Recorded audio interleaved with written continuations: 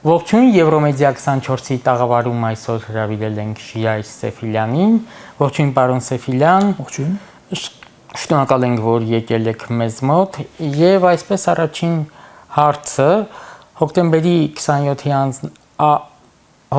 27-ի գործով առանձնացված մասով դուք հարցաքննվել եք Սամվել Բաբայանի այսպես հարցազրույցից հետո ինչն էր պատճառը, ինչու Սամվել Բաբայանը 25 տարի հետո հիշեց այդ մասին։ Եվ արդյոք առերեսում եղել է կամ պետք է լինի, մամուլում այդ մասին եւս գրվեց։ Նախ ասեմ, որ հիմնականում այս դարիների ընթացքում փորձը մեզ հուշել է, որ փամփասանքներին հիմնականում պետք չէ պատասխանել, սակայն երբ փամփասանքները ունենում են մեծ հնչեղություն, ստիպված պատասխանում ենք։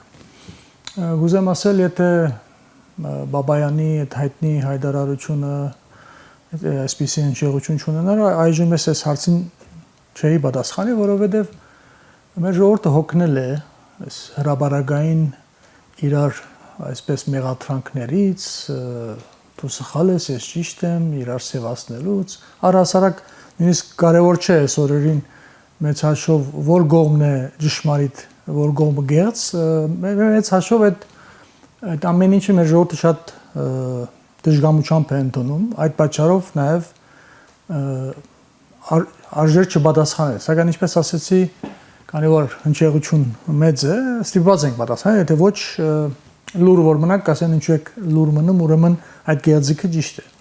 Ինչպես ասեցի, Բաբայանի կողմից այդ հայտնի հայտարարված փառագաբակցությունը ամբողջությամբ գեղձիկ է եւ այստեղ զարմանալին նաեւ այն է, որ առհասարակ եթե որևէ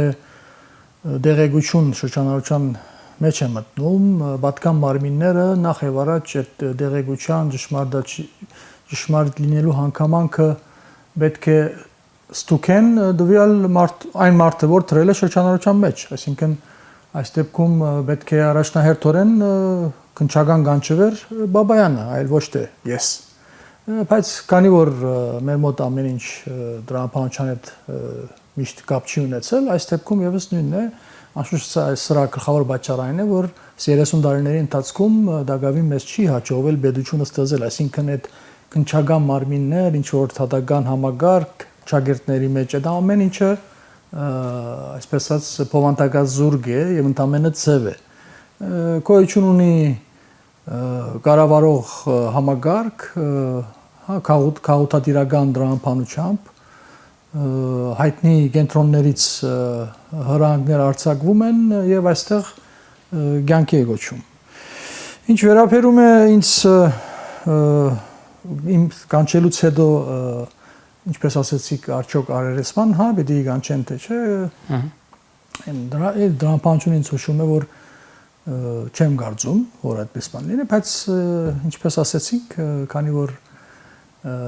ամեն ինչ հնարավոր է, այս համագարկի օրոք պետք է չբացառել։ Սակայն ինչ էլ անեն, սա այն գործը չէ, որ կարողանան որևէ հիմնավոր ձևով որևէ այսպես ասած մեղք գտնել, դա բացառվում է։ Ինչքան ուզում են կանչեն, ես դրանում խնդիր չեմ տեսնում, բարձրապես այստեղ գլխավոր նպատակը այս կանչող կողմին կամ ավելի ճիշտ այդ Բաբայանի կողմից տրված միտքի շրջանառության գլխավոր նպատակը եղել է այն, որ հա պիտի սևացնել, հա, այս մարդուն, այս շարժման Եվ ինչպես գիտեք, մեր շարժումը երկար տարիներ անընդհատ բարբերաբար տարբեր սաստկացումներ են եղել հալածանքի, ճնշումի, սևացման, հրեշացման։ Այժմ կարծում եմ, այս վերջի ամիսներին մենք գտնվում ենք էլի սաստկացման փուլում, որովհետև հավանականությունը մեծ է, որ մենք գտնվում ենք փոփոխությունների շեմին։ Եվ քանի որ մեր քաղաքական ուժը համագարկի կողմից վերահսկելի չէ, ուստի դա իրենց համար սարսափելի է։ Պիտի ամեն ինչ անեն, մինչև այդ փոփոխությունը հնարավորինս անվերահսկելի ուժին, եթե չեն կարողանում ջզմել, ոչնչացնել ֆիզիկապես, ապա առնվազն սևացնել եւ հրեշացնել։ Նպատակը այդ ամենին դա է եղել, այստեղ Բաբայանը կամ Բաբայանները ընդամենը գործիքի թերում են եղել։ Դուք ասացիք հայտնի կենտրոնների կողմից մի քիչ կբացեք ձեր ասածը որ կենտրոնների կողմից մեր գնահատականը շատ հստակ է եղել այս տարիների ընթացքում, որ մեր երկիրը համարում ենք զավթված, օկուպացված եւ 91 թվականից սկսյալ երբ հնարավորություն դրվեց իսկական անկախություն ցերկ բերելու դե յուրե այո մենք անկախացանք, բայց փաստացի կարծես այդպես էլ չկարողացանք անկախանալ եւ 90-ականների սկիզբ ես կասեի շատ ավելի անկախ վիճակում ենք գտնվում նամանավանդ առաջի պատերազմի ժամանակահատվածում սակայն ցավոք 94-ից հետո 95-ից հետո 6-ից հետո շատ սրընթաց սկսեցինք մենք այդ հնարավորությունը կորցնել անկախություն ցերկ բերելու Պարզ է երկար ժամանակ մեր երկիրը կառավարվել է Մոսկվայի կողմից, Կրեմլի կողմից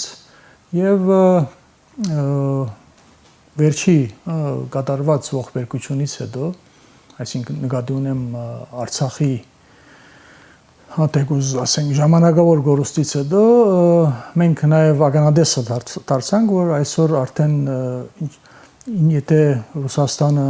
Կրեմլը ունեցել է երկար տարիներ մեծ ազդեցություն, այսօր նաև մենք ականատես ենք թուրքական կողմի ազդեցության մեծ չափի։ Ուստի կարող եմ ասել այս թշնամական կենտրոնների կողմից հիմնականում կառավարվում է այսօր մեր երկիրը, անշուշտ քանի որ մենք աշխարհակրորեն աշխարհից կտրված չենք եւ լուսնի վրա չենք գտնվում, նաեւ այսօրվա աշխարհակահական զարգացումների շնորհիվ այսօր նաեւ որպես հագագշրող կենտրոններ եւս այսօր բարեփոխտապար ազդում են, որովհետեւ նրանց ազդեցության ոչ թշնամական կողմի, ոչ թշնամական կենտրոնների ես կասեի, դրանց ակտիվության շնորհիվ կարող ենք ասել, որ որոշ չափով հավասարակշռվում է այն վնասը, որ հայտնի կենտրոններից մենք ստացել ենք, բայց մինչև մենք չազատագրվենք թշնամական կառավարումից, ոչ մի լավ բան չի սպասում մեզ։ Եվ Լավրովը այցելեց Հայաստան, ինչ նպատակ էր դա հետապնդում, ասուլիս ունեցավ, ինչ կառանձնացնեք նրա խոսքից եւ խոսքից դուրս ինչ տեսնում եք ենթատեքստում Արցախյան այս 2020 թվի տեղի ունեցած 44-օրյա պայմանավորված պատերազմից հետո ես կասեի Լավրովյան պլանի ամենավայրակ ցևով ցանկի կոչելուց հետո Լավրովների այցը մեր երկրի բնականաբար հայ մարդու համար շատ դհաճ է Սակայն այդ գործիչները խնդիր չունեն դրանք, ոչ երես ունեն, ոչ խիղճ, նրանք ցինիկաբար շարունակում են իրենց դերերի կողմից հանձնարարությունները եւ ինչ ասեմ, հերթական այցը կարող ենք քիչ առաջվա իմ ասած մտքի շարունակությամբ կարող եմ բացատրել, բարբերաբար այս օրերին դարբեր կենտրոններ փորձում են ճնշել Երևանում Գարավարչի աթորին հայտնված մարդուն ասելն էլ դժվար է երևույթին եւ մենք մանավանդ վերջի 2-3 տարիների ընթացքում մենք տեսնում ենք թե ինչպես մեր երկիրը կառավարվում է ամբողջությամբ դրսից եւ ինչպես ասեցի եթե այդ ոչ թշնամական կենտրոնների միջամտությունը եթե չլիներ այս վերջի 2-3 տարիների ընթացքում մեր գորուստը շատ ավելի մեծ էր լինելու։ Բարեփոխտաբար այդ միջամտությունը կա, ուստի կարող ենք ասել այս այցի գլխավոր նպատակայինն էր, որ հերթական անգամ Կրեմլը փորձելու է իր ճնշումը բանեցնել այդ երևույթի վրա իրենց առաջնահերթ խնդիրները լուծելու համար։ Բնականաբար այստեղ բոլորս էլ հասկանում ենք, որ առաջնահերթ այսօր Կրեմլի եւ թուրքական կողմի համար միջանցքն է, որը ինչպես տեսնում ենք, այդպես էլ նրանց չի հաջողվում, արդեն դարիներ է չի հաջողվում, նրանք դրան պետք է հասնեին նոյեմբերինից կարճ ժամանակ հետո պետք է այդ նպատակին հասած լինեն, բայց բարեբախտաբար նրանց ուժը չի բադում, ես կասեի մանավանդ Ուկրաինայի պատերազմից հետո նրանց ուժը չի բադում այդ դավադիր ծրագիրը միջև վերջ դանելու։ Ինչու չեն կարողանում հասնել։ Օրինակ անվտանգության խորհրդի Ինչու չեն կարողանում, որովհետև նրանց ուժը չի բադում։ Ինչպես օրինակի համար մենք տեղյակ ենք, որ հավանաբար քան 6 ամիս է, 1 տարի է կամ ավելի է Կրեմլը նպատակ ունի Կապանում հյուպատոսարան բացի։ Ինչու չեն կարողանում բացել։ Արմեն Գրիգորյանը անգամը ճղացկվել էին, որ ամիսներ առաջ նույնիսկ Զախարովայի մագարտակով փորձում էին ինչ-որ լուտանքներ տեղ հասցնել, որ ով եղաք, որ թույլ չեք տալիս։ Եվ այստեղ վստահաբար թույլ չդվողը Փաշինյան երևույթը չի։ Ինչպես ասեցի, մեր երկիրը այժմ կառավարվում է դրսից ով ավելի ուժեղ ճնշում կփանեցնի ըստ այդմ։ Եվ այսպես այս 3 տարիները այսպես անցան կարող ենք ասել։ Եվ այստեղ անշուշտ մենք բեզի պիտի մտահոգի եւ ավելի շատ մենք պետք է խոսենք, մենք հայերս ինչ ենք անում։ Այս ամեն ինչը հասկանալի է եւ եթե մենք հայերով չկարողացանք առաջիկա ժամանակներում գործող քաղաքական ներկայապնակը, որ արգա է, որ ամբողջությամբ վերահսկվում է ճշտամի կենտրոնների կողմից, եթե մենք չկարողացանք այդ արգա քաղաքական դաշտին այլանդրանք ներկայացնել մեր ժողովրդին եւ ժողովրդի աջակցությամբ փոփոխությունների գնալ, ապա որևէ լավ բան պիտի չսպասել եւ ոչ էլ պետք է մեծ սպասելիքներ ունենալ, նույնիսկ այն կենտրոնները, որոնք ճշտամական դրամատրված չեն Հայաստանի Հանրապետության նկատմամբ եւ հայ ժողովրդի նկատմամբ, եւ մի օր գզարտենք, լսենք նրանք որոշել են ուղիղ կառավարման անցնել դվյալ փոքրիկ հանրապետությունում եւ բնականաբար այդ նոր կառավարիչները, որը պիտի հայտնվեն դրսի նշանակման շնորհիվ կամ դրսի ուժերի ցուցումների շնորհիվ այդ դվյալ պետության, դվյալ հանրապետության փոխանցությունից որևէ ազգային բան պիտի չակնկալել։ Մեր նպատակը գլխավորապես մեր քաղաքական ուժի խնդիրը փոփոխությունները ոչ միայն Փաշինյանին հերացնել, այլ Բողոսին, Թորոսին բերել, այլ այս Փաշինյանին կարևորագույն քայլն է, նախ եւ առաջ պետք է հերացվի, սակայն դրա փոխարեն պետք է վերջապես ծնվի եւ սաղմերը դրվի ազգային պետության ձևավորման։ Մենք այս դարաձաշրջանում չենք կարող կոյադեվել որպես ժողովուրդ, եթե չվերածվենք ազգային պետության։ Ազգային ժողովրդավարական փեվերի գլխավոր խնդիրը այս է։ Բնականաբար միակը չենք մենք այս բարեբախտաբար հայության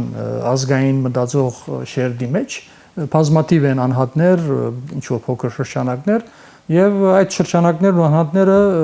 դադարեցված են կորձակցելու հստակ օրագարկի շուրջ այլընտրանք ձևավորելու նպատակով։ Ավելի շատ արժեր այս ամեն ինչի մասին խոսել։ Միջանցքի մասին ասացիք, Միջանցքի մասին կարծես Իրանից են հնչում հավաստիացումներ, որ դա կարմիր գիծ է եւ նաեւ մի քանի օր առաջ Արմեն Գրիգորյանը հայտարարեց, որ Միջանցքի նախագիծ չկա։ Բնականաբար Արմեն Գրիգորյաններին պիտի չի հավատալ եւ այս մենք բարբերաբար ականատես ենք եղել Իրանի մտահոգություններին բարձրացային նաև ինչու՞ չէ նաև արևմտյան տարբեր երկրների դեսպանների այցերը մենք միշտ պետք է ուշադիր լինենք, հատ բադահական չեն այդ այցերը դեպի Սյունիք, մասնավորապես Ֆրանսիայի դեսպանը շատ ակտիվ է, Միացյալ Նահանգների եւ առհասարակ նաև Եվրոմիության ներկայացուցիչները։ Եվ այսօր եթե ինչպես քիչ առաջ ասեցինք Կրեմլի եւ թուրքական կողմի ուժ եթե չի բադում այդ միջանցքը յանքի կոչելու, ապա մենք հասկանում ենք պատճառը որն է։ Ես քիչ առաջ մի քանի ժամ առաջ նորից լսում էի Իրանի դեսպանը այցելել էր Աքարակ, Մեղրիի շրջանի Աքարակ ավան եւ այնտեղ բարձրացան դեսպանը նորից այդ Գարմիկը ձեռից էր խոսում, որը դա բան է, բնութագրում է Իրանի բնական տաշնագից լինելը Հայաստանի Հանրապետությունում։ Եվ Պաշտպանության նախարարը Անշուշտ նրա շեշտադրումները եւս չէ, բնդումները նույնպես որը թույլ չեն դա որևէ սահմանային փոփոխություններ լինեն, ամեն ինչ հասկանալի է։ Եվ դա է ստրական եմ գնահատում եւ Իրանի ակտիվությունը եւ արևմտյան տարբեր երկրների ակտիվությունը, որի շնորհիվ այսօր մեր փոքրիկ հանրապետությունը կարողանում է Կարդեսի վրա շարունակել գոյություն ունենալ։ Իսկ մենք հայերս ինչ ասեմ, թերացում բառը շատ մեղմ է բնութագրում, հա մենք ամեն ինչով զբաղված ենք, բացի մեր երկրի դեր կանգնելու գլխավոր խնդրից։ Այս խոսքը վերաբերում է եւ հայրենաբնակ հայության եւ սպիրկի։ Բայց ինչպես ասեցի, արգա է մեր ժողովրդում մի շերտ, որը ունի ազգային մտածելակերպ, որը մտահոգ է հայրենիքով, որը պատրաստ է հայրենիքի համար գնալու զոհությունների։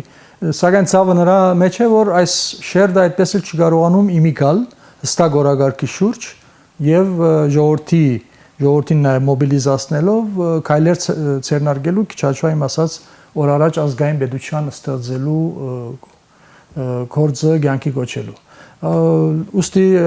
մեր բոլոր, հա, ես այս մասին որևէ առիթ չեմ թողում, նաև դարբեր թեմաներով հարցազրույցների, որ հրավիրվում ենք, այս հարցը բարձրացնելու եւ այս մտահոգությունը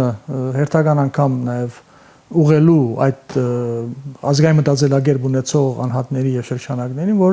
որոնք իրենք բոլորը միայն Փևերը չէ որ պետք է, հա, նախաձեռնող լինի, բոլորը պետք է ակտիվ նախաձեռնող թերում լինեն, որովհետեւ հնարավորինս շուտ այդ այլընտրանքը ձևավորվի այսօրվա այս հրեշային կառավարումը, որ արգա է մեր երկրեն ներս եւ որը հերթական անգամ փորձում է վերարտադրվել, հա, բոլորս ականադեսն ենք, արդեն սկսվել է այսպես ասած նախընտրական ժամանակաշրջանը եւ հերթական անգամ սև սպիտակ խաղալով, հերթական անգամ նախքին ներկա խաղալով փորձ է արվում չեզոքացնելու որևէ այլընտրանքի ձևավորումը, ուստի ընդհանրակը պիտի լինի մեր գործը պետք է լինի այդ այլընտրանքը ձևավորելու եւ ակտիվ կոորդինացիայով ջեղկելու այդ բադը, որ այս իշխանություններին երկար տարիներ է հաջողվել է, որ ժողովուրդը չտեսնի որևէ ազգային գլուխի սաղմեր ձևավորող քաղաքական ուժ կամ ուժեր։ Բացի Իրանի պաշտոնյաներից Լավրովն էլ էր երեք հայտնում Հայաստանի տարածքային ամբողջականությանը իր աջակցությունը, ինչպես նաև հայտնում էր, որ Հայաստանին ուկրաինացում չի սպառնում, քանի որ Հայաստանը Ռուսաստանի բարեկամ երկիր է, այստեղ, չգիտեմ, ռուսական դպրոցներ չեն փակվում, ռուսերեն լեզուն չի արգելվում, եթե մենք գնանք այլ ուղղությամբ, արդյոք մեզ սպառնում է այդ ուկրաինացումը։ Նախ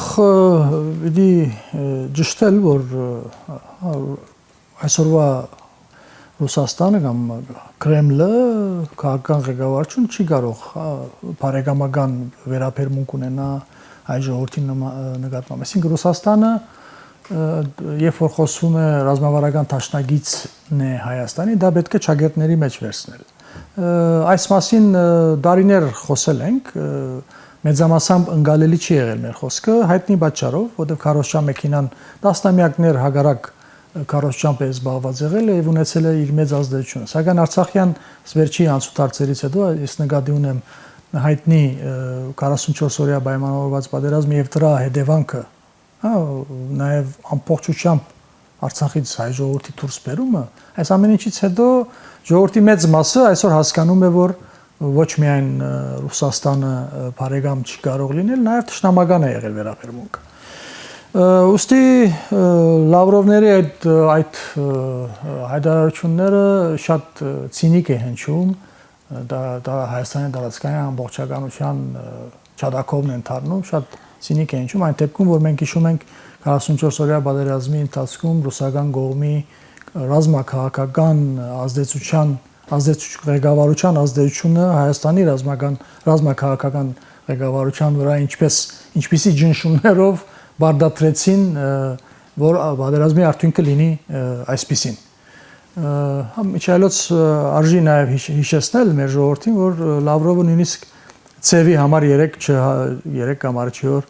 չհաջեցավ բարձրանալ ձիզեռնակապերտ, մեր սիրելի Ռուսաստանը, այն դեպքում, որ մենք ամիսներ մոտ 1-1.5 ամիս առաջ հիշում ենք Գերմանիայի նախագահն էր եկել այստեղ եւ մենք ունեինք դեղեցություն, որ օրագարկից ձիզեռնակապերտ այցելելու պրոտոկոլային օրագարկից հանված է եղել այդ կետը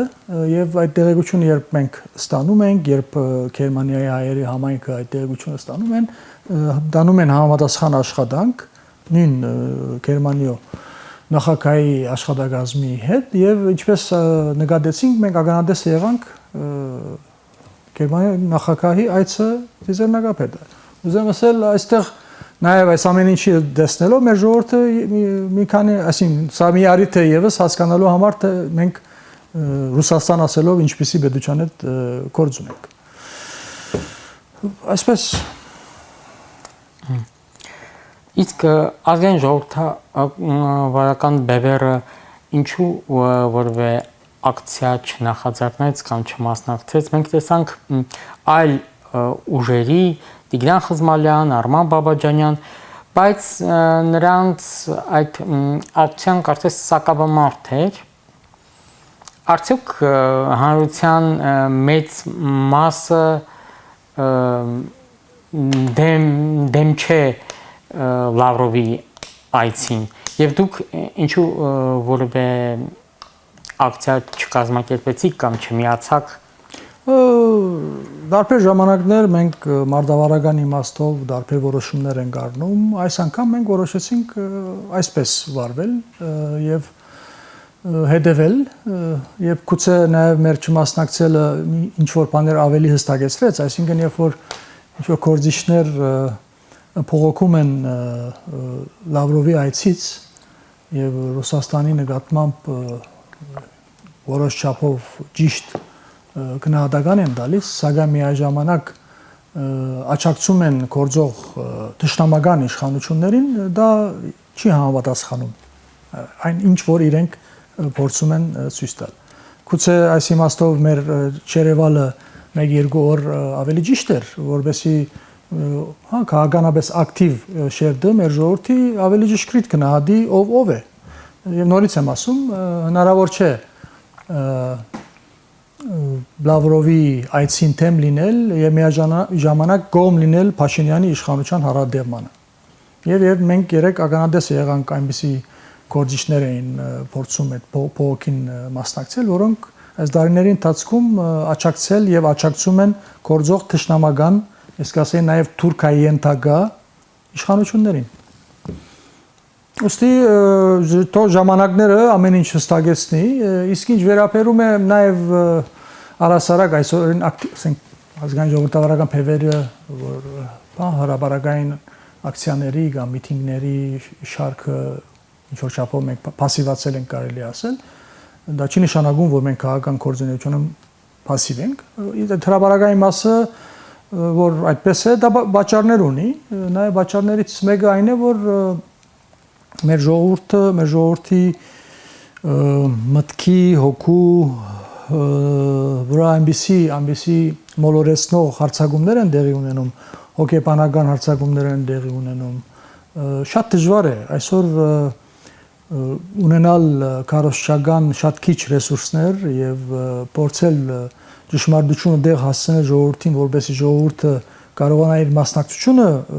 բերի որևէ կարևորագույն հարցի, դա շատ դժվար է։ Դրա համար այդ ուղղությամբ մենք աշխատում ենք, կաշխատենք եւ բնականաբար այս տխուր պատկերը, որ այսօր արգա է, երկար չի մնա։ Ես միշտ եղել եմ այն գարձիկին, որ ժողովրդին պիտի չի մեղադրել, այո, ինչքան էլ որ այսօր անդարբեր կարող են շատեր ասել, այս ինչ անդարբերություն է, ուր է հայ ժողովուրդը պատճառներ կան, այսինքն այստեղ մեր ժողովրդի ազգային մտածող շերտի ակտիվությունը եւ մեր ակտիվությունը պիտի համահունչ լինի։ Մենք, եթե որևէ քաղաքական ուժ ժամանակից շատ առաջ է անցնում, տեսնում է որ թիկունքը դատարկ է։ Այս իմաստով մենք փորձ ունենք, նաեւ մեր դարաբանկը փորձ ունի, ինչպես ասում են, փորձում ենք նաեւ հնարավորինս քիչ սխալվել, որովհետեւ այդ ամեն այդ շատ առաջ անցնելուց մենք որպես քաղաքական ուժ վնասվում ենք եւ պատճառներից մեկը, որ այսօր մեր բայկարող ընկերների մի մասը գտնվում են բանդում, դա հենց այնպես չի։ Դա մի քանի պատճառ կա, պատճառներից մեկը ես քիչ առաջ ասեցի, մենք այն քաղաքական ուժն ենք, որը անվերահսկելի ենք կառավարող համագարկի կողմից։ Միաժամանակ, երբ մենք փորձում ենք բարբերաբար քարշագի թերում լինել այդ ազգային շերտը համախմբելու եւ առաջ մղելու, այս մեր փորձերը շատ ցավակին են թվում, հակառակորդ կողմի դաշնամի կողմին եւ նրանք ամեն ինչ անում են, որ մենք չկարողանանք մեր այսպես ասած ունեցած ամբողջ ռեսուրսը իմի բերել եւ ինչպես ասեցի, բադաղական չէ, որ մեր ընկերների մի մասը այսօր գտնվում են բանդում։ Իչայլոց այսօր մեր ժողովրդի մեծամասնությունը դերյակ չէ, որ Սասնաձրերի մեկ մասը բանդում է գտնվում։ Պատկերացնում եք, այն ժողովրդի, որը 16 թվի հայտնի ԲԲԾ-ի ապստամբության փորձի օրերին մենք բոլորս ականատեսն էինք, տասնյակ հազարավոր մարդիկ փողոց էին դուրս եկել եւ մենք վստահ ենք, որ հայ ժողովրդի բացարձակ մեծամասնությունը կողմ էր այն արարքին, այն փորձը, որ դղաները այդ օրերին փորձ արեցին ապստամբելու համագարկի դեմ։ Բայց դեսնին ժողովուրդն է, սակայն տարբեր ժամանակներ են եւ այսօր այդ ժողովրդի մեծ մասը նույնիսկ դերակ չի, որ դղաների մի մասը բանդում է գտնվում։ Մենք շատեր կարծում են, որ այսօր սոցիալական ցանցերի արգայությունը եւ այսօրվա այս ազատությունը, որ գա այն մարդ ինչ կուզի ասի իր հեռախոսով, իր համագարկչով, շատեր կարծում են, որ այսօր շատ ավելի հեշտ է որևէ դերակցություն դեր հասցնել, քան այն ժամանակներ, երբ համացանց գոյություն չուներ, բայց ուղիղ հակառակն է, ցես ասեմ, որովհետև հայտնի շրջանակները, ռեսուրս ունեցող շրջանակները ցերկերին ցալած չեն նստում եւ նրանք միլիոններ են ներդրում անում, որովհետեւ այդ դերակցային թաշտը զբաղեցրած լինի եւ այնքան ինֆորմացիա լցվի, որ այնտեղ արդեն մարդիկ չկարողանան թացը չորից զանազանել եւ այլն եւ այլն։ Այս իմաստով շատ բարդ ժամանակներ են գտնվում, ուստի մեր նման ուժի լինենք բանդում թե ազատության մեջ, մեր քաղաքական սկզբունքների, քաղաքական սկզբունքների եւ մեր ունեցած երազների նկատմամբ համառությունը, որ ունենք, այս պետք է պահպանվի, պետք է քուրքուրալ այդ համառությունը, որ այսօր մեր շարժումը ունի, որը բնույթով ինքը էությամբ նաև կարող ենք ասել ազատագրական բայկարի մեջ ենք մենք եւ միաժամանակ արիտից օգտվելով կուզեմ մեր ժողովրդին հորդորել, որ հուսահատիլ պետք չէ, թե առավել եւս թեվատապ պետք չէ լինել, հա պիտի չվախենալ երազելուց, պիտի չվախենալ Արցախ հետ վերադառնալու մասին բարձրացան խոսելուց, նաև տարբեր քաղաքական շրջանակներից բանջելուց, որ բոլորը բարդավոր են իրենց օրակարգում, իրենց ծրագրում Արցախ վերադառնալու, իրենց պատկերացումները բարձրացնելու, սակայն ինչպես տեսնում եք, այսօր շատեր չեն խոսում, նույնիսկ Արցախ հետ վերադառնալու մասին բացարձակ մեծամասնություն այսօր չի խոսում, քան ինչու, որովհետև նախապատրաստական, այսպես ասած, նախընտրական փուլում ենք իբրև թե գտնվում եւ հասկանալով, որ իշխանությունները առաջիկա ժամանակներում գլխավոր իրենց, այսպես ասած, միտքը գաղափարը, որ մեր ժողովրդին կարողանալու են իրենց կողմ դանել, դա խաղաղության միտքն է, խաղաղության գաղափարն է եւ այս այն շրջանակները ուժերը, որոնք պատրաստում են ընդրություններին, նրանք այսօրվանից շատ զուսպ են եւ չեն ուզում որևէ միտք արտահայտել, որը այսպես ասած իշխանությունները կարող են այդ միտքը օգտագործել իրենց դեմ, այսինքն քանի որ իրենց կարծիքով կամ հավանաբար նաև ճիշտ է, բոլոր ժողովուրդներն էլ պատերազմ չեն ուզում, բայց ինչ է նշանակում, եթե պատերազմ մեծամասնությունը այսօր այ ժողովրդի պատերազմ չի ուզում եւ դրա գինը Արցախ չվերադառնալն է, ապա դա մենք մերժում ենք։ Եվ ինչ է նշանակում, եթե մեծամասնությունը որոշել է կործանել մեր հայրենիքը, դա չի նշանակում փոքրամասնությունը պիտի ենթարկվի այդ մեծամասնությանը։ Ավելին ես կարող եմ ասել, պատմությունն էլ վկա, որ մեր ժողովուրդների, առհասարակ ժողովուրդների, ոչ միայն մեր ժողովրդի, ճակատագիրը միշտ էլ փոքրամասնություններն են գերդել։ Այս իմաստով եւս ես կհորդորեմ մեր ժողովրդի այն շերտը, որը ունի ազգային մտածելակերպ, նրանք մնան իրենց սկզբունքների վրա եւ ինչպես ասեցի քիչ առաջ, շարունակեն բանջողի դերում լինել բոլոր ակտիվ քաղաքական շրջանակներից Արցախ վերադառնալ եւ ոչ միայն Արցախ վերադառնալու, նաեւ ինչպես պիտի արվի, որ մեր երկիրը հզորանա, այստեղ միայն Արցախ վերադարձը քիչ է, պիտի արդակին ճիշտ քաղաքականություն վարվի, այս ստրգամտությունից պետք է դուրս գանք, օր առաջ մեր պաշտպանական ռեսուրսը պետք է իմի բերենք, կազմակերպենք եւ հզոր պաշտպանական համակարգ ձևավորենք եւ այլն եւ այլն։ Կուզեմ ասել հզորանալու, մեծանալու մտքերից երբեք պետք չէ զլանալ, հա, այս դխուր պատկերը, որ այսօր արգա է եւ ամբողջ քաղաքական թաշտը ըստ էության զբաղված է մեր ժողովրդին հուսահատեցնելով, մենք հագարակն ենք հորդորում մեր ժողովրդին։ Հասկանում ենք, որ մեր ցայնը շատ հերուները չի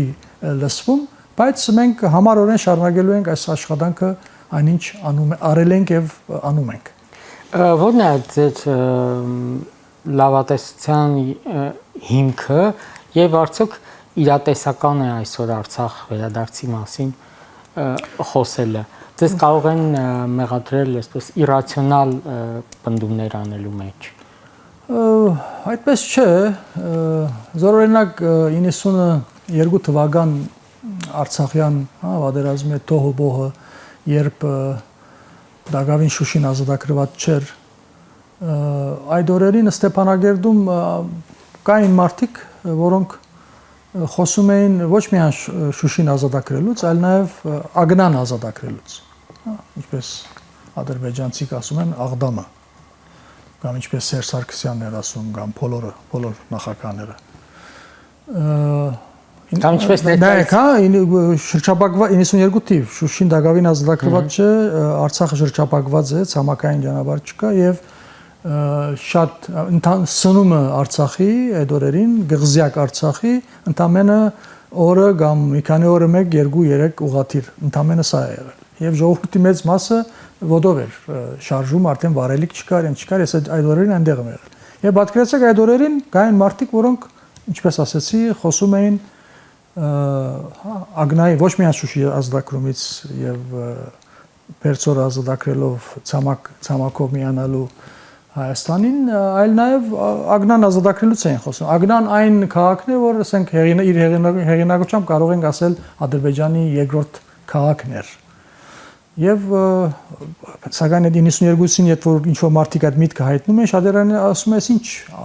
անիրադեսական մտքեր եք հայտնում։ Վերջացրեք ձեր այդ երազները։ Կամ նույն 92-ի ես հիշում եմ սեպտեմբեր ամիսներ արդեն Շահումյանի անկումից հետո Մարտակերտի մեծ մասի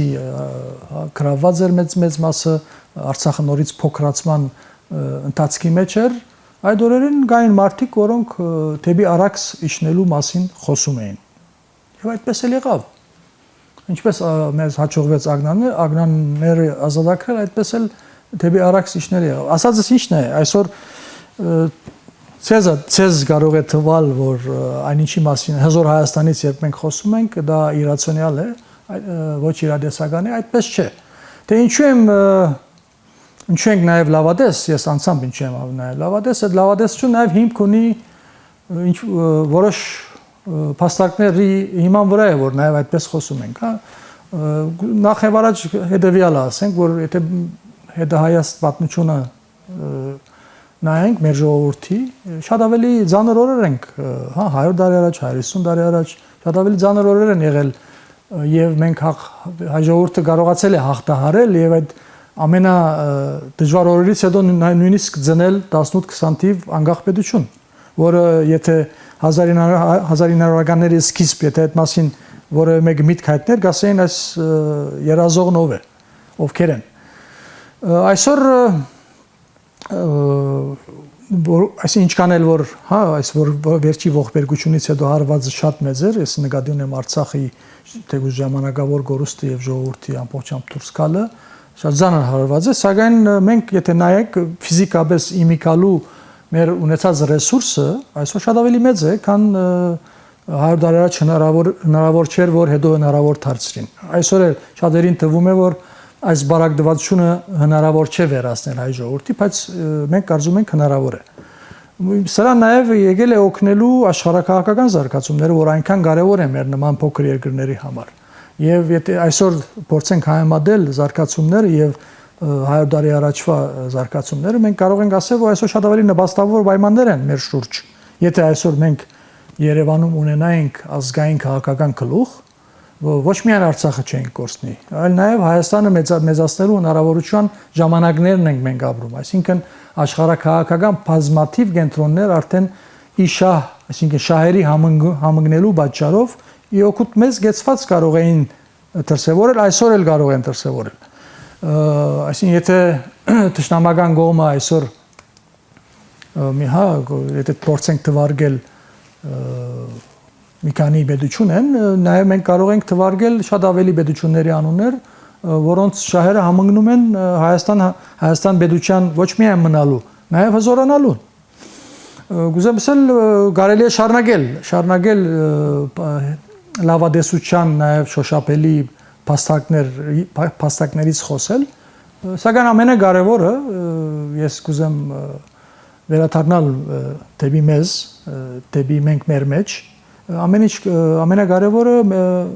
մենք ենք, ինչպես ասում են, այսինքն ցանկությունը մեզնից պիտի լինի, հա, որևէ օդար չի գալու մեր փոխարեն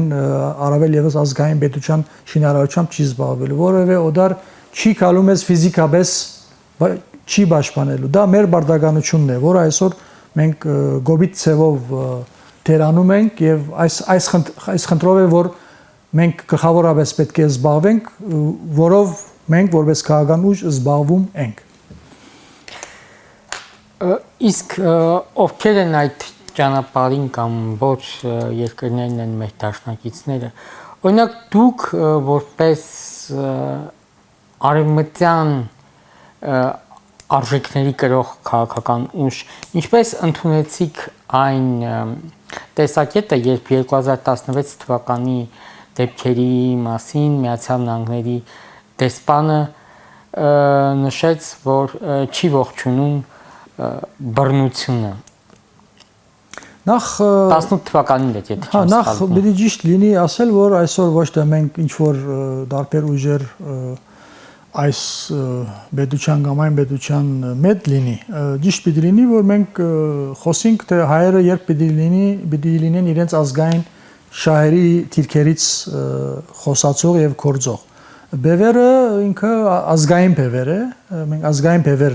ձևավորելու խնդիր ունենք, ազգային համախմբում ձևավորելու խնդիր ունենք, ազգային պետություն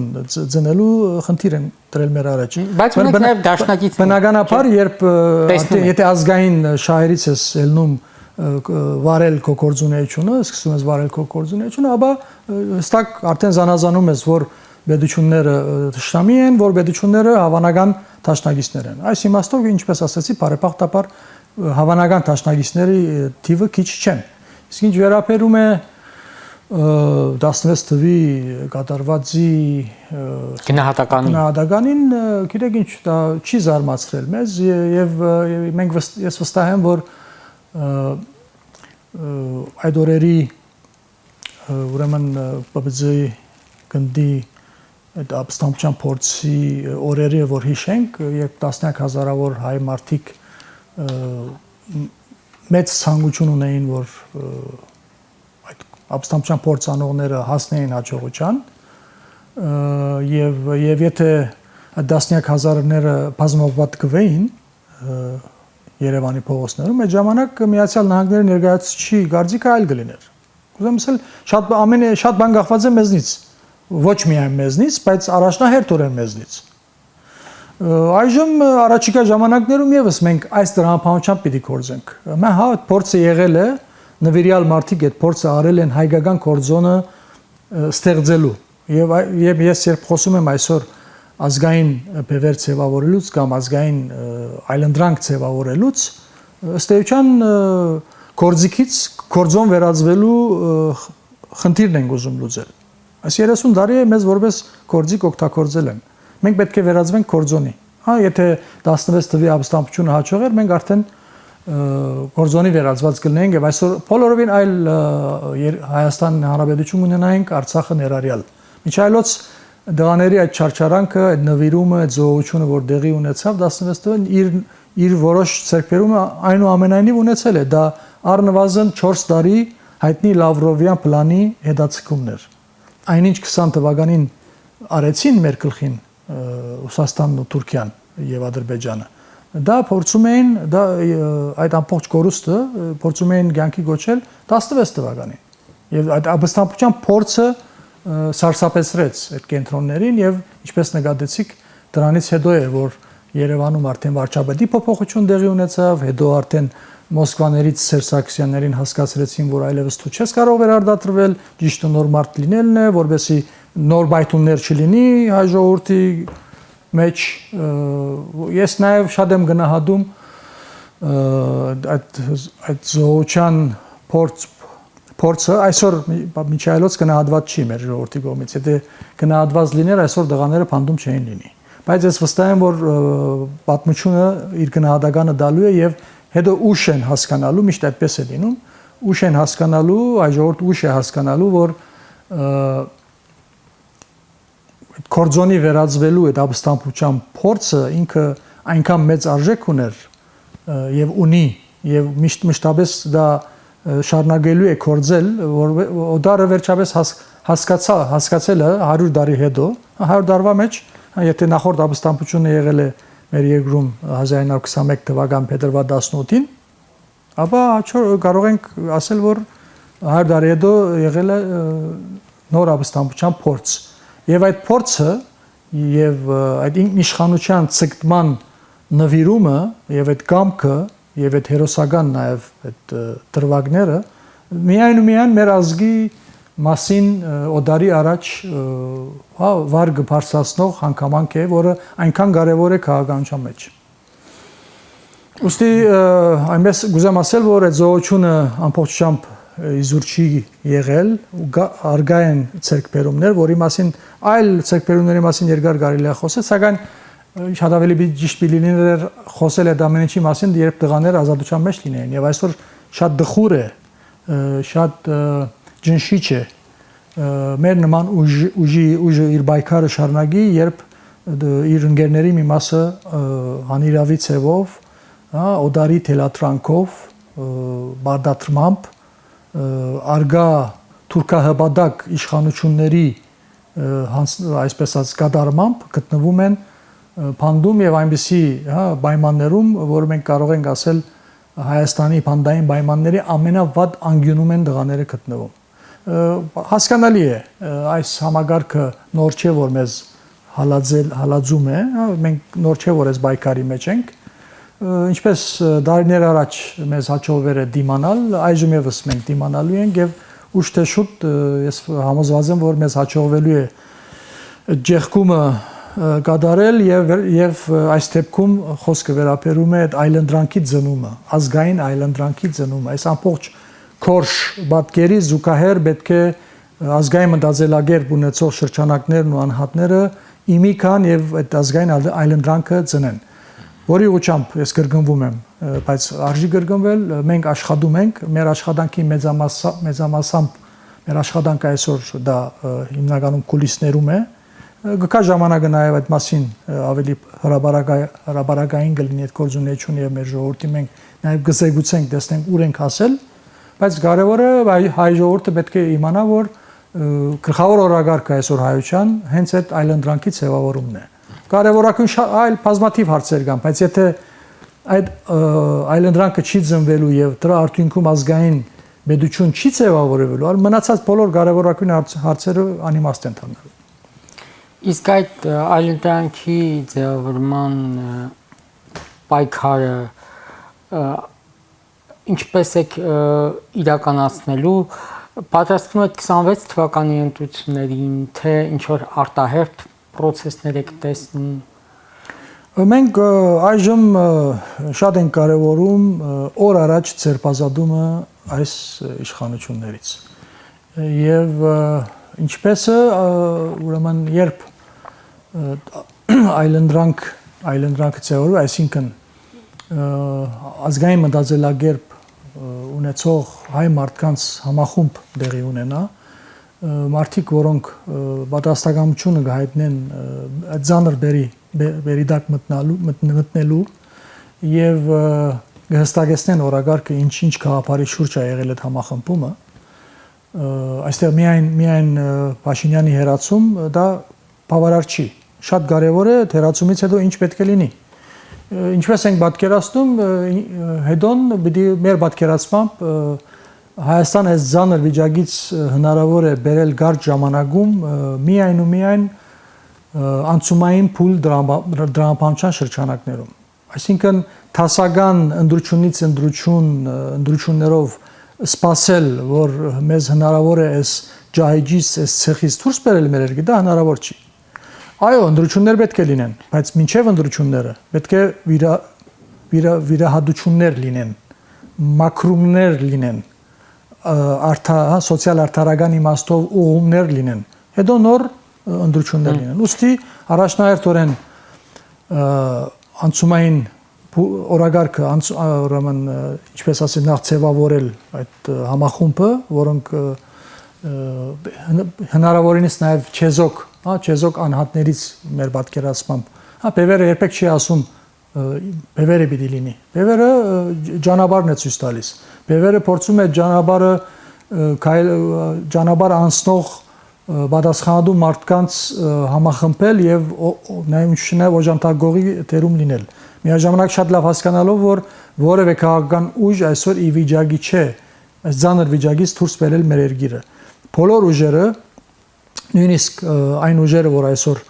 սև սպիտակ խաղալով են զբաղված, մեծ հաշվով իօկուտ իշխանություններին, բայց նույնիսկ այնտեղ կան ուժեր, շրջանակներ, որոնք իրենք էլ պիտի հասկանան, որ իրենք եւս պետք է առաջիկա ժամանակներում, երբ ձևավորվի այդ ազգային այլընտրանքը, որը իմ կարծիքով պիտի լինի հնարավորինս չեզոք դիրքերից, իրենք եւս դատապարտված են օժանդակելու եւ սակայն պատասխանատվությունը վերցնող անհատները պիտի հնարավորինս անխոցելի լինեն, որովհետեւ կարողանանք ժողովրդային համախմբում իրականացնել։ Շատ կարևոր է ուրեմն գանչողները ովքեր են լինելու, այդ բերը վերցնողները ովքեր են լինելու անցումային փուլի եւ շատ կարևոր է խոսույթը, ինչպեսի խոսույթը պիտի օգտագործվի, որ այդ համախմբումը դեղի ունենա, որովհետեւ ինչպես ասում ենք, փոփոխությունը պետք է լինի ժողովրդի բարդացմամբ։ Ուստի պետք է ժողովուրդ համախմբում լինի։ Ինչ որ հրաբարակները պետք է լծվեն։ Եվ անցումային փուլի իրականացումից հետո, այսինքն հաջողվեց հերացնել, հաջողվեց գտնել մի խումբ պատասխանատու մարդիկ, որոնք իրենք կստանցնեն անցումային փուլի կառավարումը միաժամանակ խոստանալով, որ չունենալով հերանեկարային քաղաքական ամբիցիաներ, շատ կարևոր է այդ հանգամանքը, շատ կարևոր է։ Եվ նոր այդ վիրահատական դարաբնույթ գործողություններ պիտի կատարվեն, անցումային ծրագիր մասին երկար կարող ենք խոսել, մենք ունենք մեր պատկերացումները, սակայն որոշող, ինչպես ասում եմ, մենք միամետ պիտի չլինենք, դա պետք է տարբեր շրջանակների կոնսենսուսով դեղի ունենա, նոր միայն դրանից հետո ընտրություններից կարելի է խոսել։ Այսօրվանից պատրաստվել Փաշինյանի օրոք ընտրություններին մենք այդ մասին չենք խոսում, մենք ասեցի ինչի մասին խոսում ենք, մտածում ենք եւ կործում ենք։ Համագործակցության շրջանակի սահմանափակումներ կան, օրինակ Ռոբերտ Քոչարյանի եւ Սերժ Սարգսյանի աջակիցների կամ նրանց գլխավորած ուժերի հետ պատրաստ եք համագործակցել։ Նայեք, միջև պայմանավորված պատերազմի ավարտը, այսինքն 20 թվականի նոյեմբեր 9-ը, մենք մեր ներազգային վիճակը այլ վիճակ էր, 2020 թվականի նոյեմբեր 9-ից հետո այլ վիճակ է։ Մենք այն քաղաքական ուժն ենք եղել, որ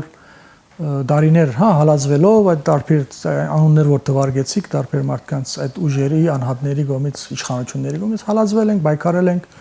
սակայն միաժամանակ եղել ենք այն ուժը, որը դեկտեմբեր ներողություն նոյեմբեր 9-ից հետո 20 թվականին օրեր անց մենք պատրաստել ենք ընդամենը 2-3 նախատեսությամբ մի կարճ տեքստ եւ թիմել ենք բոլոր քաղաքական ուժերին ներառյալ ծեր մատնանշած ուժերի ներկայացուցիչներին, անհատներին թիմել ենք նաև ուղղակի, այսինքն եթե հնարավորություն է եղել փեվերի խորհրդի անդամներից որևէ մեկը անցամբ այդ տեքստը դե հասնելու պատրաստ ենք եղել մենք դա անելու եղել է միջնորդավորված այդ օրերին մեր միտքը հետևյալն էր ուրեմն բացի գործող իշխանություններից բնականաբար ամբողջ քաղաքական դաշտը պետք է միավորվեր միջազգային հանրությանը թիմելու օր առաջ միջազգային խաղաբահ զորքեր հասցնելու Արցախ։ Խոսում ենք սա 20 թիվ նոյեմբեր-դեկտեմբեր ամիս։ Եվ պատկերացրեք, եթե այդ համախմբումը լիներ, այդ 2-3 նախատեսության շուրջ, այսօր մեր երկիրը այլ վիճակ կուներ։ Կուզեմ ասել, որ մենք նաև կորձով ենք ապացուցել, երբ որ երկիրը հայտնվում է խորը ճգնաժամի մեջ, մենք հասկանում ենք, որ որևէ շրջանակ առանցին ինքը չի կարողանալու այս ծանր պերից դուրս բերել, ուրեմն լուծման բանացևը գտնվի եւ բոլորին առաջարկվի այդ բանացևին օժանդակողից թերում լինի։ Այժմ եւս մենք նույն դրամապանչության մեջ ենք մնում։ Դա որոշողը նրանք կլինեն։ Բայց հաստատ այստեղ խոսքը չի վերաբերում այսուհետ այդ համախմբման աշխատանքը եւ ժողովրդին առաջնորդելու եւ առավել եւս անցումային կառավարում իրականացնող անհատները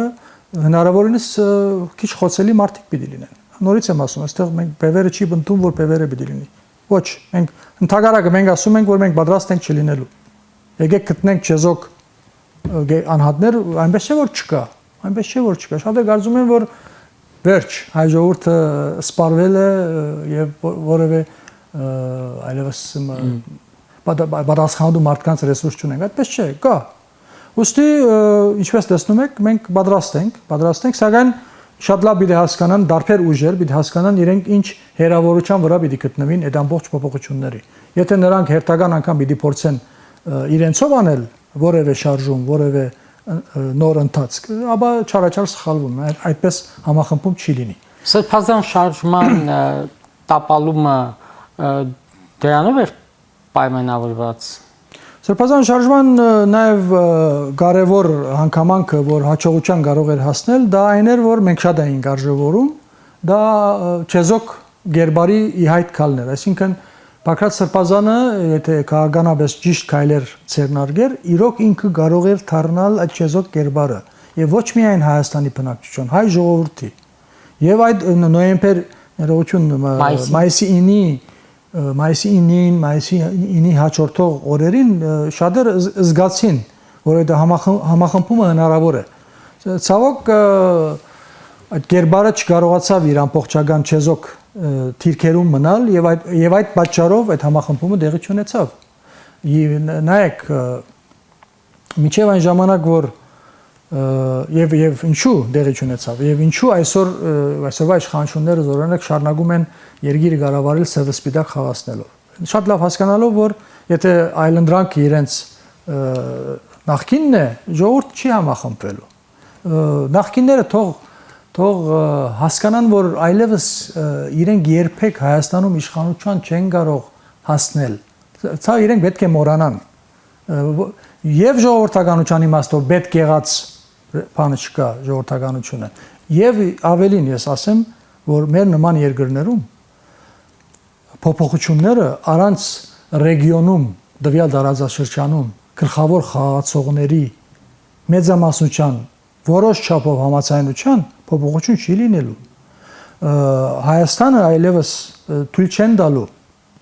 հա նախքին հետ վերաթած թույլ չեն տալու, եթե այսօր ինչ որ չափով այս թուրքահպատակ իշխանությունները հանդուրժվում են ինչ-ինչ գլխավոր խաղացողների կողմից մեր ռեգիոնում, նույնիսկ Իրանի կողմից ասենք, ապա դա չի նշանակում, որ գլխավոր խաղացողները ապակային կարող են ասել, որ այո, մենք պատրաստ ենք վերադառնալ նախկին կառավարման բովանդակային հասկացողության։ Դա չի լինելու։ Իսկ ինչու են հանդուրժվում։ Ինչ որ զիջումներ։ Գիտեք, այստեղ հանդուրժում են, որովհետև այստեղ ինչպես տեսնում եք, նույնպես Վրաստանը եւս անելանելի վիճակի մեջ է, հա, ներքաղաքական իմաստով։ Մենք եւս նույնանման վիճակի, այսինքն այսօր աշխարհում կարող ենք ասել պատերազմ է, կամ նախապատերազմային վիճակ է եւ շատ ավելի կարեւոր գետերում խնդիրներ կան լուծելու եւ մեր Հայաստանի կամ մեր տարածաշրջանի խնդիրը ինչ որ ազանցիալ է ավելի մեծ հարցերից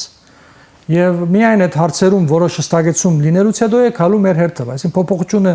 հաստատ լինելու է, սակայն որոշ ժամանակ անց, այդ ժամանակը, ինչպես ասեցի, գախյալ է այդ մեծ հարցերի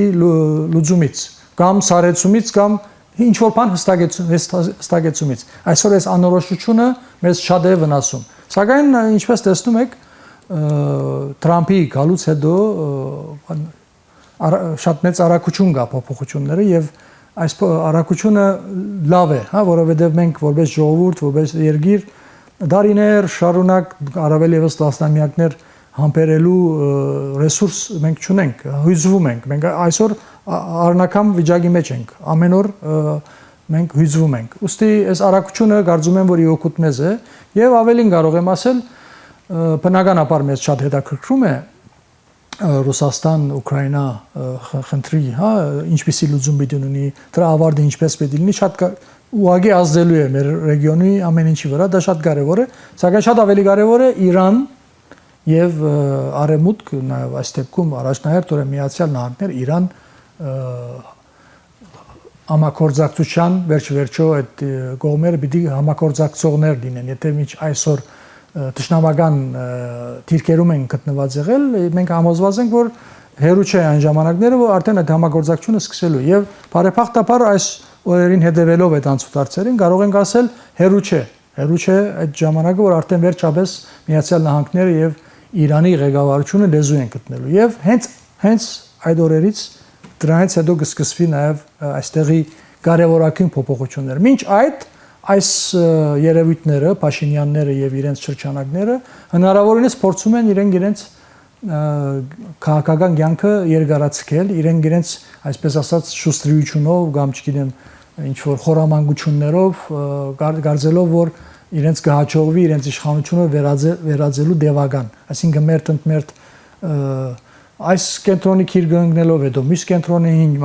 հիմա կարող ենք ասել մեծամասամբ ավելի շատ թուրքական կողմի գրգում են գտնվում։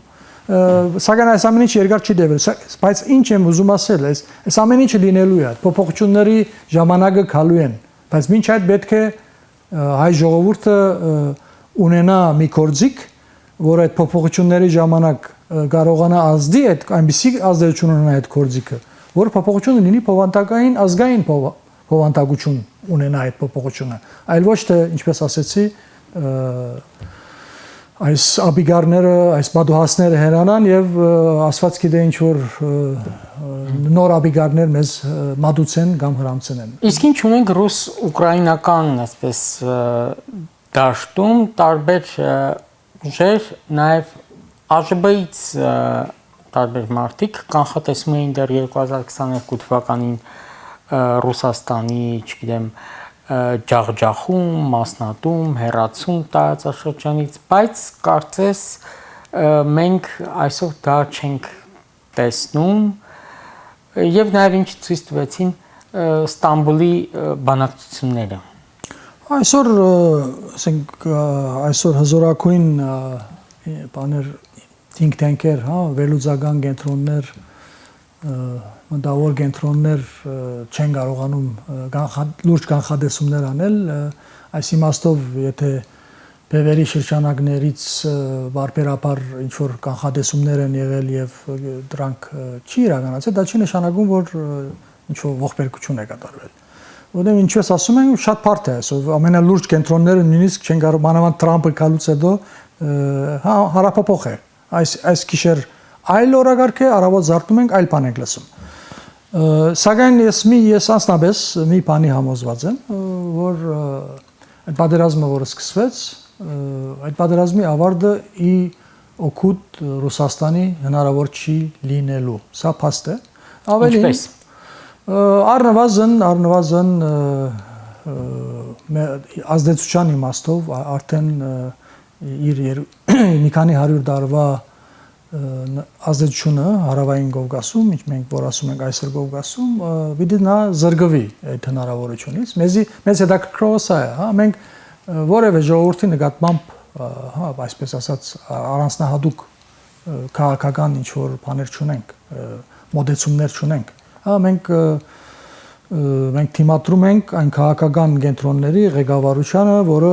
վնաս է հասցրել մեր ժողովրդին, մեր երկրին, հարյուրավոր տարիները դա լինի, հա, Օսմանյան կայսրության ժամանակ, դա Քեմալի ժամանակ, թե ցարի, թե սովետական միության ժամանակ։ Մեր այստեղ մեզ հետաքրքրողը այն է, որ մինչև այս տարածաշրջանը չցերպազատվի ռուս-թուրքական ազդեցությունից, ապա այս տարածաշրջանի ժողովուրդներին լավ բան չի սպասում։ Բայց Ուկրաինայի պատերազմից հետո կարող ենք ասել, որ շատ մոտեցել են այն ժամանակները, որ ռուսական ազդեցությունը ոչ թե թուլանալու է, համարյա վերանալու է, այսինքն արդեն նրանց ազդեցությունը շատ թույլ է լինելու եւ ոչ որոշիչ։ Եվ այստեղ հնարավորություն է ստեղծվում մեր նման ժողովուրդների համար ստեղծելու ազգային պետություն։ Նաև այս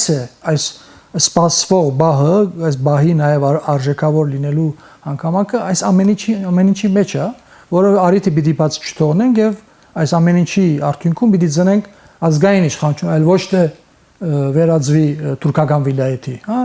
ռուսական ազդեցությունից դուրս գանք, դառնանք թուրքական վիլայեթ, որը այսօր այդ փորձն է կատարվում։ Այսօր նշչալոց նաև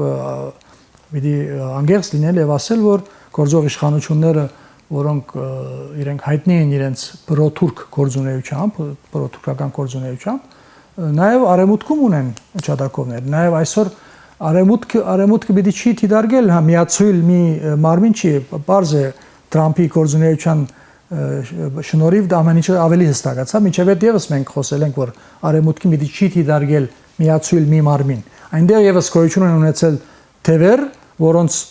մի մասը մեր պատկերացմամբ այնպիսի ուղի են ընտրել, որը մեր շահերին համընկնում է, այնտեղ նաև արգա են թևեր, որոնց ուղին ի վնաս մեզ է եղել եւ մերթ պրոթուրքական է եղել։ Նաև այս իրականությունը կա,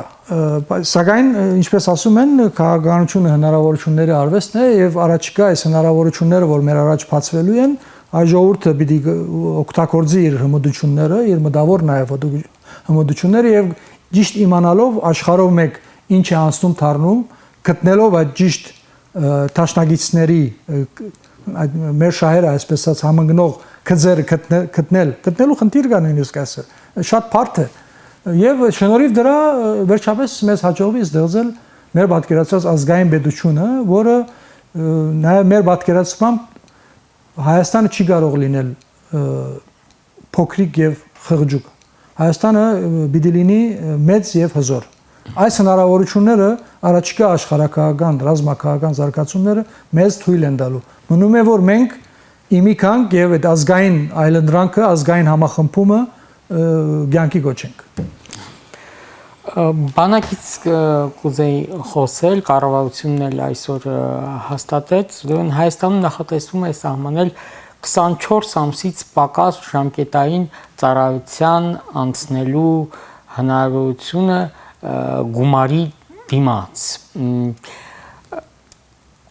Այս նախագծին ինչպես եք վերաբերում, սա կթուլացնի, թե կուժեղացնի բանակը եւ տարիքային ցենզ է նախատեսում են տարիքային շեմը բարձրացնել մինչեւ 32 տարեկան։ Այցեք այս մտքերը, որոնք օրենքները, որ ուզում են ընդունեն, ծրագրերը, գալիս է հետեւյալ դրամապանությունից, հետեւյալ ծրագրից, որը նրանք պատրաստվում էին իրականացնել 20 թվականի նոյեմբերի 9-ից հետո։ Նոյեմբերի 9-ի հաջորդող ամիսներից սկսյալ խնդիր էր տրվել հայկական բանակը ոչ միայն գրջադելու, այլ նաև լուծարելու։ Այսինքն հաջորդող տարիները, հաջորդող 1-2 տարվա ընթացքում հայկական բանակ արդեն պետք չէ լիներ։ Հա պիտի լիներ միայն սահմանապահ զորք եւ ոստիկանություն։ Սա ես համոզված եմ գործող իշխանությունների պայմանավորվածությունն է եղել թուրքական կողմի հետ։ Ինչ պատճառներով եւ այստեղ ասեցինք քիչ առաջ, խոսեցինք մեր պոտենցիալ դաշնակից նաեւ խաղացողների շնորհիվ մեր ռեգիոնում այսօր մեր բանակը գոյություն ունի։ Հիմա նրանք ուղիղ ձևով չկարողացան այդ գազམ་ականդումը իրականացնել, դրանք այդ գազམ་ականդումը իրականացնում են տարբեր ձևերով։ Եվ ծևերից մեկը նաև ծեր նշած օրենքն է, որը դա խայտարակություն է, այսինքն որը հագարակը պետք է լինի։ Միչայելոց ցեզ ասեմ, որ այս 30 տարիների ընթացքում սոցիալական արդարությունը մեր երկրներս երբեք չի բավանվել։ Եվ այդ պատճառներից մեկը նաև, որ մենք հզոր բանակ չենք ունեցել, առավել եւս հայկական բանակ մեզ չի հաջողվել ունենալ։ Հա, ես նկատի ունեմ հայկական մոդելի բանակ, այլ ոչ թե սովետից ժառանգած մոդելը, որ այդպես էլ հիմարաբար բավանեցին, կանչիչ ոչ թե հիմարաբար, այդպես թելադրվեց, այդպես էլ գատարեցին բոլոր իշխանությունները դրանքը Մոսկվայի, որովհետեւ Հայաստանի պաշտպանական ունակությունը չմեծացնի։ Վերադառնալով այս օրենքին, ուրեմն անհավասար պայմաններով հայկական բանակ ունենալ հնարավոր չի։ Հայ մարդը սոցիալական անարդարությունները օտար երկրներում կարող է ընդունել, բայց իր սեփական երկրում դա երբեք չի ընդունի։ Հայ մարդու համար, առավել եւս հայ մարդիկի համար, ես նաեւ խոսում եմ որպես առաջի պատերազմի մասնակից, տեսնելով հայ մարդուն նվիրվածությունը, զոհության ունակության չափը, ոգեղենության չափը, որը մենք շան հանգիստ կարող ենք մրցակցել, հա, տարբեր ժողովուրդների, տարբեր ազգերի հետ։ Բայց եթե հայ մարդիկը շուրկա եւ իր թիկունքում մտածվի եւ իր թիկունքում տեսնի անարդարությունների շարան, նրա ոգեղենությունը կարող եմ ասել, կարող է հավասարվի 0-ի։ Ուստի ես նույնանման անարդար առավել եւս հարուստների եւ աղքատների դրամապանությամբ աղքատները պիտի ծառայեն, բանակ հարուստները պիտի չի ծառայեն, այսպեսի բանակ հայկական առավել եւս հայկական բանակ պատկերացնել հնարավոր չի։ Մեր պատկերացրածը մենք երկար ժամանակ խոսել ենք, մեր ազգ-բանակ հայեցակարգից խոսել ենք, շատ հագիր լինելու համար, կարող եմ ասել ավելի շոշափելու լինելու համար, պատկերավոր լինելու համար շատերի համար, նույն իսրայելական պաշտպանական համագարքի մոդելը, շվեյցարական պաշտպանական համագարքի մոդելը, երկուսի սինտեզը եւ ինչու՞ չէ նաեւ մեր ժողովրդի, մեր ազգի եւ մեր աշխարհագրական թիրքի առանձնահատկությունները նկատի առնելով Միդի մենք ձևավորենք մեր պատկերացրած հայկական մոդելը։ Իսկ այսինչ հիմա փորձում են անել, ինչպես ասեցի, եթե նրանք 2-3 տարի առաջ չկարողացան որոշումներով լուծարել հայկական բանակը, հիմա նրանք ինչ որ օրենքներ են մոգոնում, որի հետևանքով չի կարող բանակ մնալ։ Ինչ չէ նաև այսօր զորօրինակ ամբողջ ճակատով մեկ եթե գնաք, կտեսնեք, որ քանի տարի է անցել 4 տարի, 5-րդ տարին է պատերազմից հետո։ Ինչ աշխատանք է դարվել։ Հայդարը այդ ամեն ինչը ոչ թե չեն հասկանում ինչ է պաշտպանական համագարկը, այլ արգա է քաղաքական որոշում, որ պիտի չի լինի պաշտպանություն։ Սակայն ինչպես ասեցի քիչ առաջ, նորից հիշենք, շնորհիվ մեր պոտենցիալ դաշնակիցների ակտիվության կարող ենք թվարկել այդ պետությունները։ Իրան, Միացյալ Նահանգներ, Ֆրանսիա, Հնդկաստան, Եվրոմիություն, Հունաստան եւ այլն, բայց կարևորակույնները, եթե այդ միջամտությունը չի լիներ այդ պետությունների կողմից, այսօր այս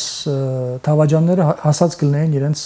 նպատակին, ելնելով այն հանգամանքից, որ այս ժողովուրդը այսօր այս իր